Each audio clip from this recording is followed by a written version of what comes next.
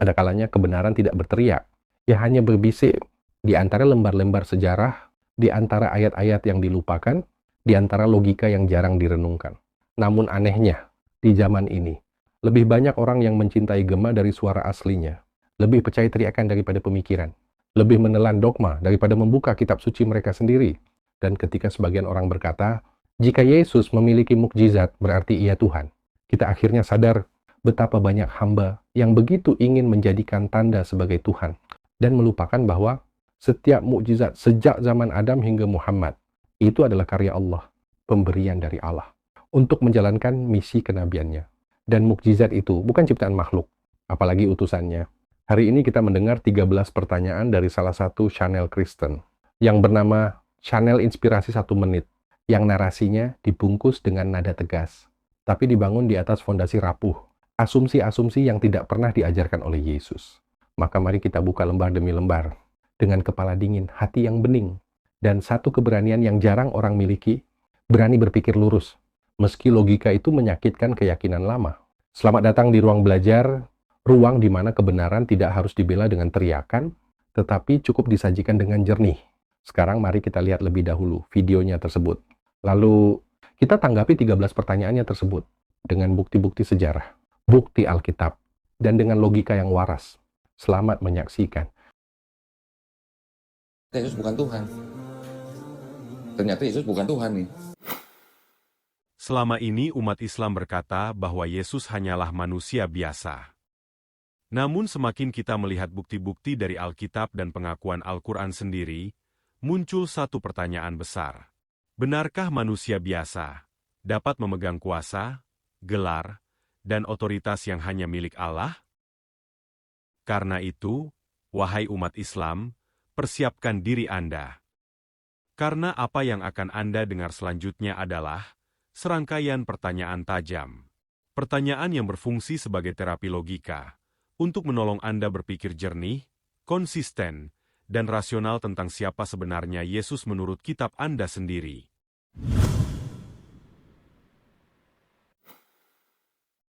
Banyak umat Islam dengan tegas mengatakan bahwa Yesus hanyalah manusia, seorang nabi, utusan, ciptaan Allah yang tidak memiliki sifat keilahian. Tetapi ketika kita membuka Alkitab dan Al-Quran, kita menemukan sesuatu yang mengganggu logika klaim itu. Terlalu banyak hal tentang Yesus yang tidak cocok dengan definisi manusia biasa.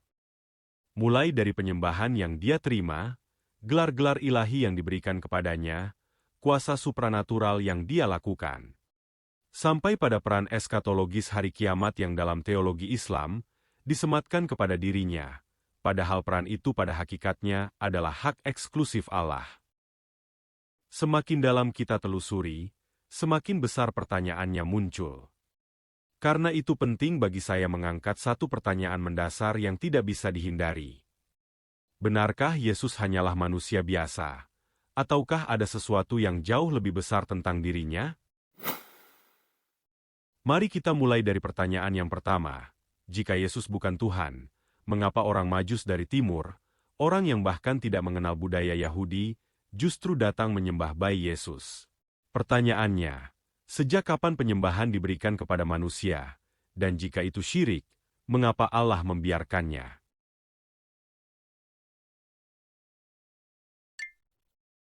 Pertanyaan yang kedua, jika Yesus bukan Tuhan, mengapa malaikat Gabriel menyatakan kepada Maria bahwa anak itu akan disebut anak Allah yang Maha Tinggi? Pertanyaannya kepada umat Islam, apakah pernah malaikat Tuhan salah menyampaikan pesan ilahi? Dan yang lebih penting lagi, dengan menolak perkataan Gabriel, bukankah umat Islam sedang merendahkan otoritas malaikat yang merupakan utusan Tuhan?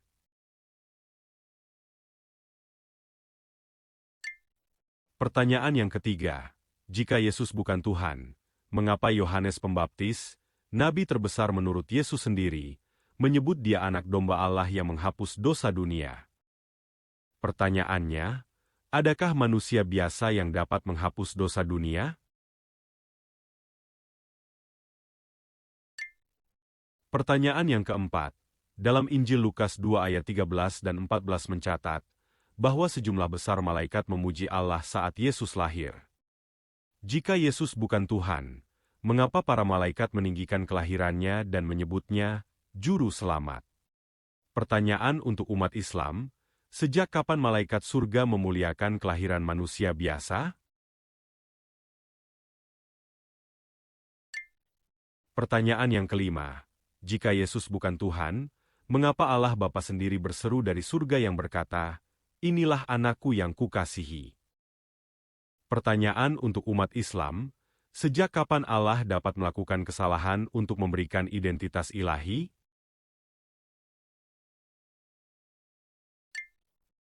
Pertanyaan yang keenam, jika Yesus bukan Tuhan, mengapa Dia memiliki kuasa mengampuni dosa, seperti yang tertulis dalam Injil Markus 2 ayat 5-10? Pertanyaannya adalah, sejak kapan manusia berdosa memiliki otoritas untuk mengampuni dosa orang lain?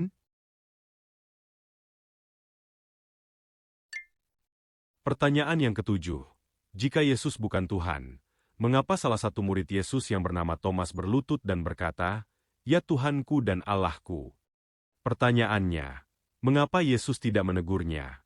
Bukankah manusia seharusnya menolak penyembahan? Pertanyaan yang kedelapan, jika Yesus bukan Tuhan, mengapa Al-Quran sendiri menyebut Yesus sebagai kalimat Allah dan roh dari Allah? Pertanyaan untuk umat Islam, sejak kapan kalimat Allah itu ciptaan? Jika firman Allah kekal, mengapa pribadi yang disebut firman itu dianggap tidak ilahi?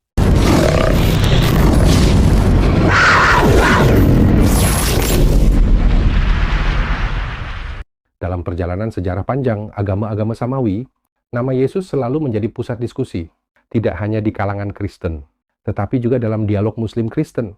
Nama itu hadir sebagai tokoh suci, penuh tanda, penuh mukjizat, penuh keajaiban, dan setiap kali muncul tanda besar atau mukjizat. Sebagian orang bertanya, apakah ini bukti bahwa Yesus adalah Tuhan? Tetapi saudaraku, sebelum kita melompat pada kesimpulan besar, kita perlu bertanya, apakah tanda mukjizat merupakan bukti ketuhanan?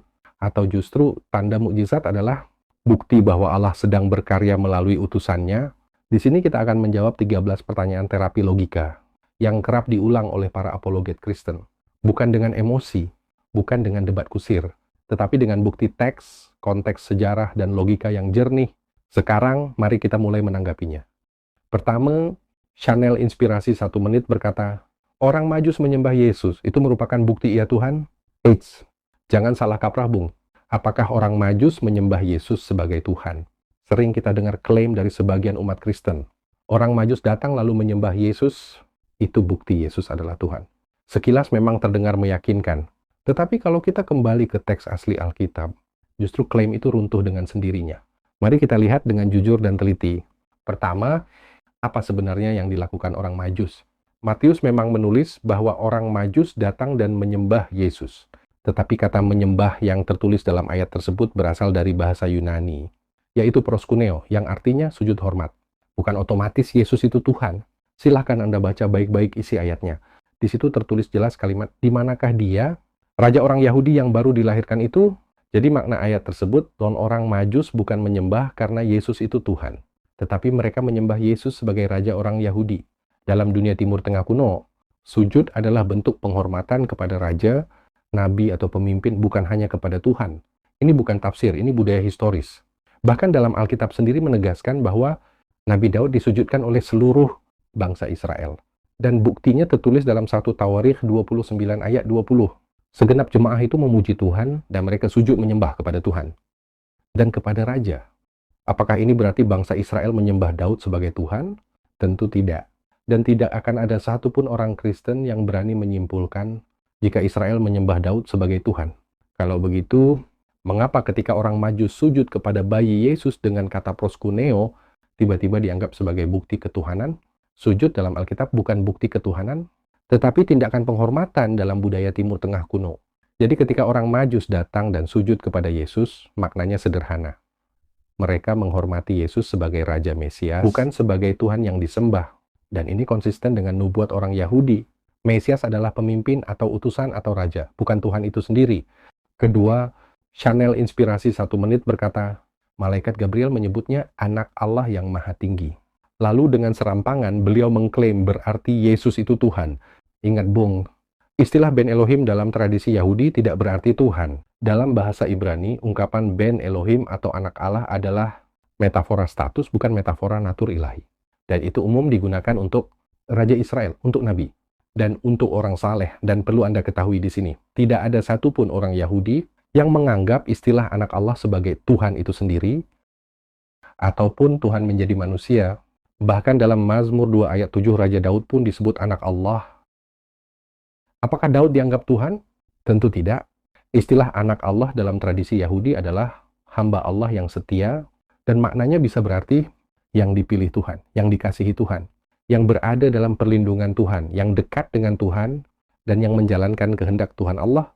Bahkan para rabi Yahudi sampai hari ini pun menolak makna ilahiyah, Yudaisme modern dan Yudaisme kuno. Mereka konsisten jika anak Allah itu bukan Tuhan, dan tidak ada konsep Allah menjadi manusia. Dalam tradisi Yahudi, anak Allah adalah gelar manusia pilihan, bukan Tuhan. Dan itu jelas tidak logis dan tidak sesuai sejarah agama Yahudi. Yesus disebut anak Allah karena kedekatannya dengan Tuhan Allah, ketaatannya dan pengutusan, bukan karena natur ilahi. Ketiga, Channel Inspirasi 1 Menit mengatakan, Yohanes Pembaptis menyebutnya anak domba Allah yang menghapus dosa dunia. Lantas beliau menyimpulkan jika Yesus adalah Tuhan.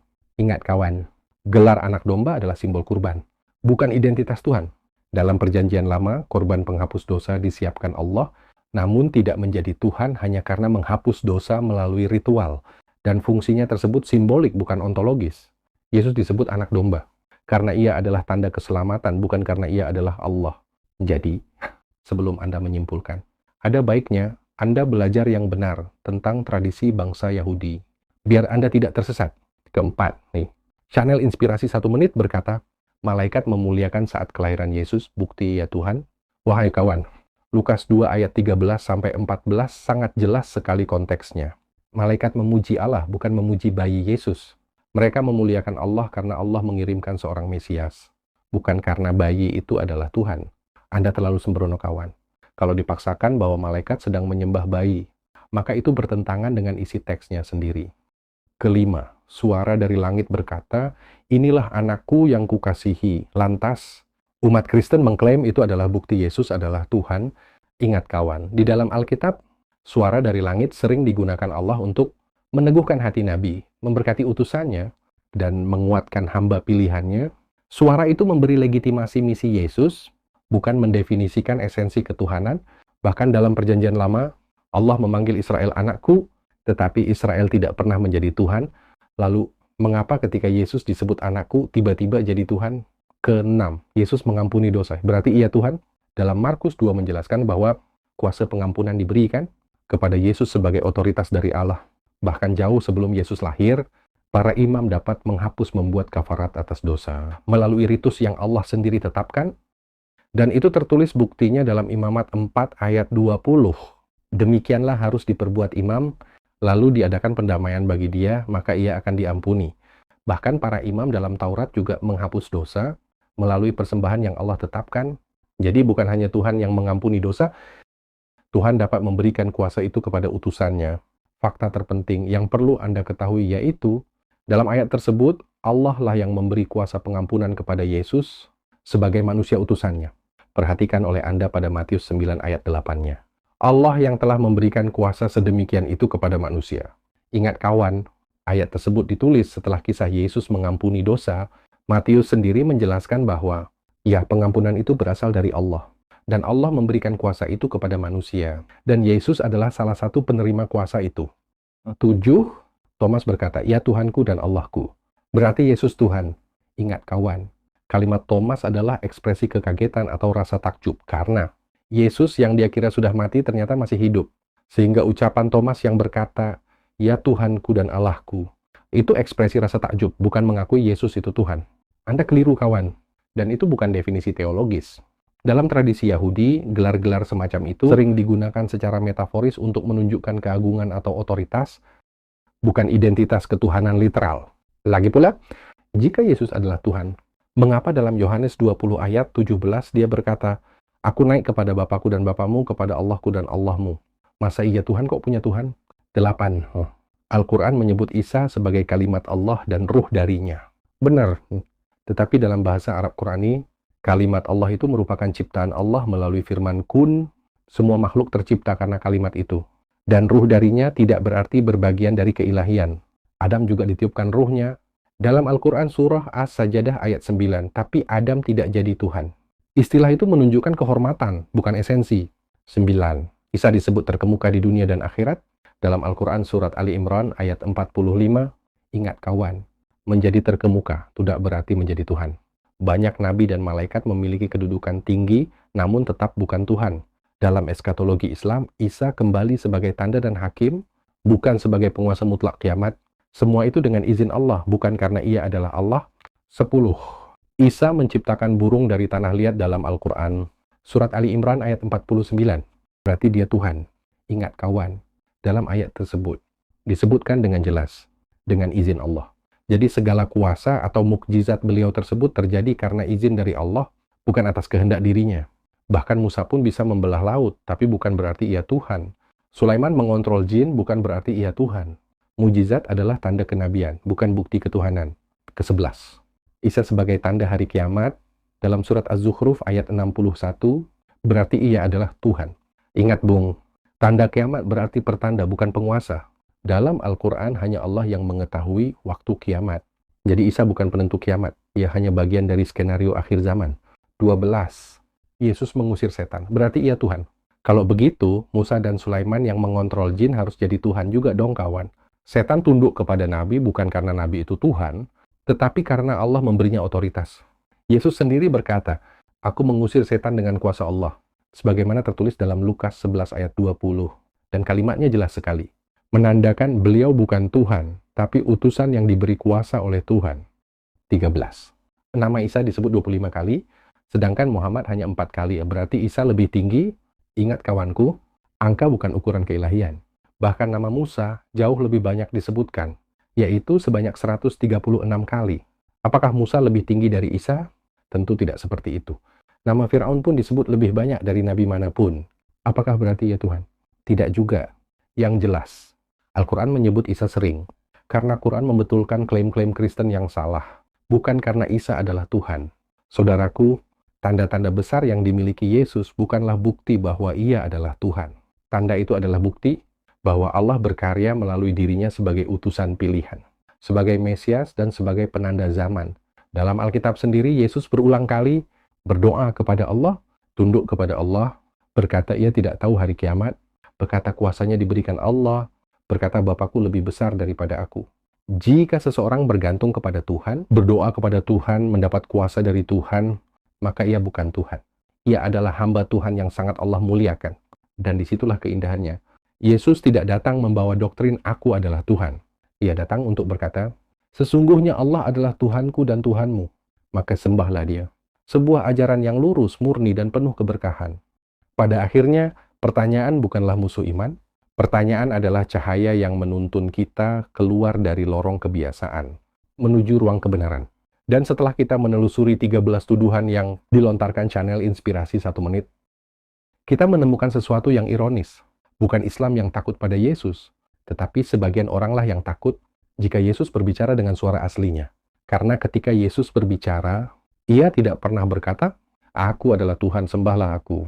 Ia justru berkata, aku diutus, aku menerima perintah, aku berdoa, aku bersujud, aku memiliki Tuhan.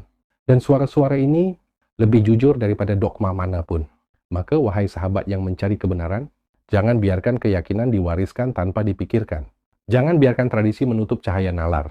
Bukalah kitab Anda, bacalah dengan keberanian seorang pencari, dan tanyakan, benarkah Yesus ingin disembah atau ingin kita menyembah Tuhannya? Jika Anda merasakan manfaat dari penjelasan ini, maka bantu kami membagikan cahaya pengetahuan ini kepada lebih banyak saudara kita di luar sana. Coba dukung channel ini dengan like, komentar, dan subscribe agar semakin banyak hati yang terbuka dan semakin banyak akal yang tersadarkan. Karena kebenaran tidak membutuhkan suara keras, hanya membutuhkan orang yang berani mendengarnya.